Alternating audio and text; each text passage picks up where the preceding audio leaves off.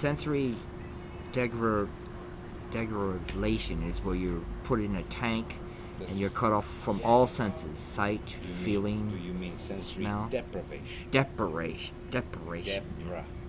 Deprivation. Curse my tongue. To deprive. Right. And then in that state, it's a fact that you basically hallucinate, you become disoriented, confusion. Not necessarily. It's when you use it for psychological means. Okay. When you want to fulfill an inner urge or need, which is psychological and not purely biological, that it overlaps and there's confusion between appetites and actual urges. The psychological appetite or urge is nothing but a perversion. Because Perversion of what? It has nothing to do with survival. There's no such thing as a selfish gene. Ha! Not yet.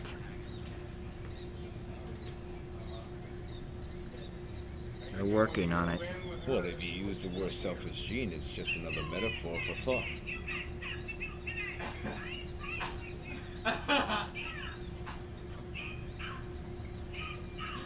Oh, hell no. I would slap a bitch. I would punch the girl, baby.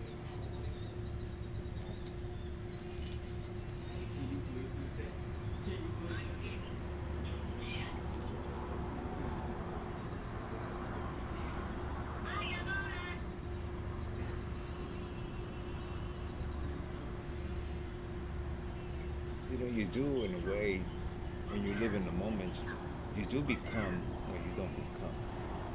You are indifferent.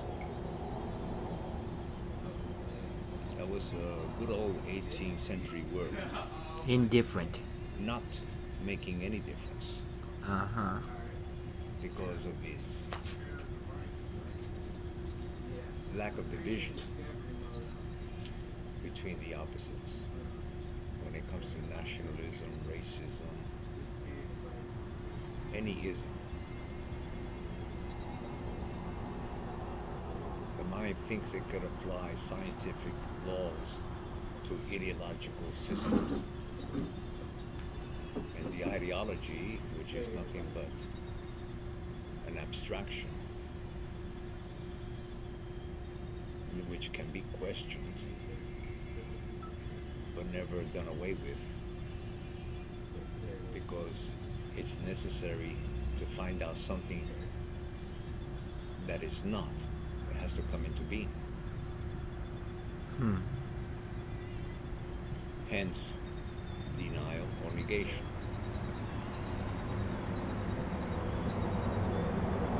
The Buddhists used to use a word called neti neti. Meti meti? Not this, not that, not this, not that, not this, not that. It was part of the laws of negation, or the law of non-continuity.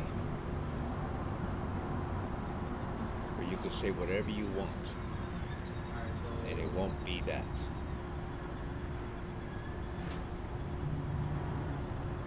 Because there's no such thing as that. Everything is nothing. It's everything when you touch or come in contact with nothing. Contact, which means direct, independent of knowledge. So there is no means. And that's the end of the means. And the end has no meaning.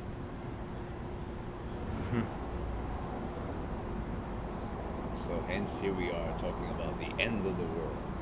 Well, the world will still be here. Maybe human beings will. Or maybe a couple here and there. If they don't completely destroy themselves. It'll make it easier to start all over again. That's why nature is indifferent to mankind. It doesn't need man to survive.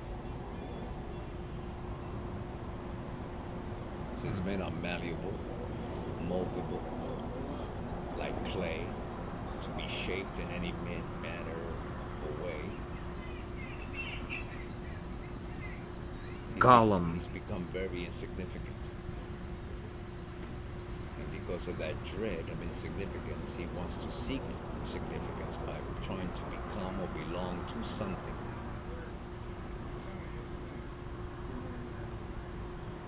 Why be 1, 2, or 3 when you could be 0? Where all the numerations come from.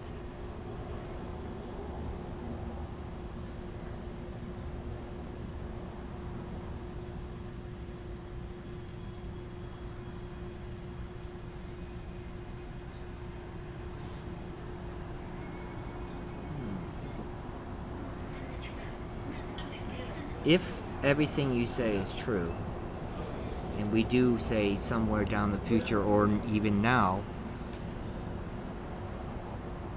meet and interact with a superior alien race, What does alien mean to you? Alien? Alien. Alien? And is there really such a thing as a race? Are we not using human-centric logic to describe a species that we never seen? That is exactly what I mean.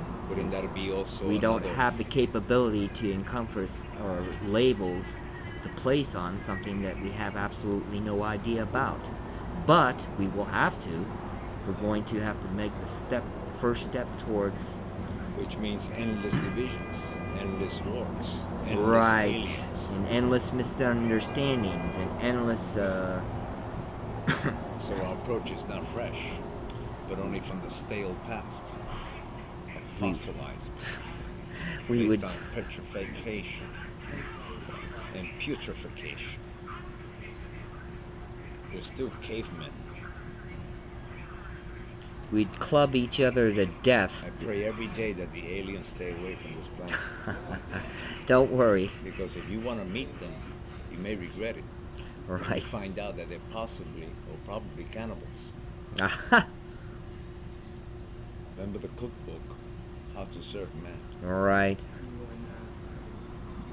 Who knows? We might just be a bunch of cows that were set up to pasture to be harvested later. We'll be at peace. There'll be no wars. Just eat grass, get fat, multiply. That's more simpler. Much easier. Most of us are cows anyway. Yes, it's prevalent in society. We're still primitive. Certainly there's some fat ones about. See, but then you take alien, it's just another word for God. Yes. Who knows? Jesus might have been an alien. Another word for state. Well, if you remember his words, follow me. That's a form of alienation. I doubt if he said it. Maybe Paul put it into his mouth 40 years after not meeting him. Paul is probably hallucinated so much from the desert and the sun, he wondered the guy was sane. He only catered to the working class who had money, to develop institutions as landmarks to give him perpetuity and immortality in the name of Jesus, who he divided from God and Jesus, because Jesus, I doubt if he said, I and the Father are one. He never claimed divinity, but Paul gave him divinity, and when he attributes divinity, he divided God from Jesus and said, look, behold, there is God, and Jesus is on his right-hand side. Pure politics. How would you explain Jeremiah then, the man who lived out in the wild, but he was a seer and predictor of future, but he was also considered insane and a madman? He probably was, because he disturbed a lot of people around him. They were mad. He was sane. How would you know that? I'll just take a shot in the dark on that one.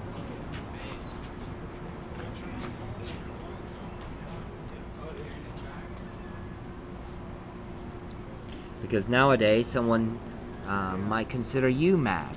because you're going against everything that they hold true. Well, if everybody is going south, I'd rather go north. Is that your nature? No, Or- it's not a question of nature or conditioning. I see how false it is. Why should I perpetuate it? Why should I support it? It's Ah. completely failed.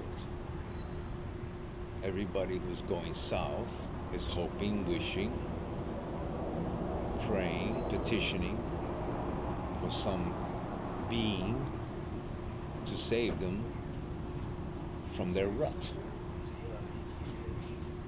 If I go north, and I've been going north, why should I have anything to do with this rotten society?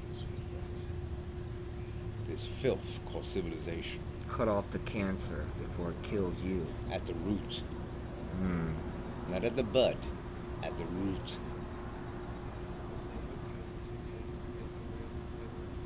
You could cut off at the bud the insecurities of jealousy, envy, hatred, anger, because you will always have that within you as long as the culture sustains it, as long as we want to support this culture. And all because we have a self-interested investment in it. So we put up with it, we support it. In the meantime, complain about it endlessly. We're so masochistic. And at the same time, we want salvation. What do you want to save? Your ego? If man is complete, self-sufficient, he doesn't need salvation. Salvation is a myth. You're chasing your own tail. Then a true utopia would be inside one's mind and not a city that they would build. Oh no. Once you say inside of mind, you already gave it a locality, Ah. which means a static thing. It's like saying God is in me.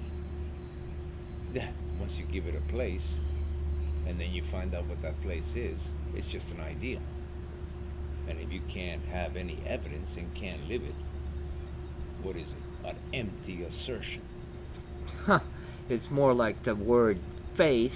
That's what the word echo means. Echo? When I think of God, I'm just echoing in between the walls of my head. So there's room to bounce around in there then, huh? Isn't that what we're doing? Bouncing. We don't know how to walk. We don't know how to travel. We don't take the journey, so we bounce. Which is another word for projection. And how do you explain faith? Believing in something that you can't support. There's 3 types of faiths, and they all have their shortcomings. Faith in man, which always does the opposite. Faith in things,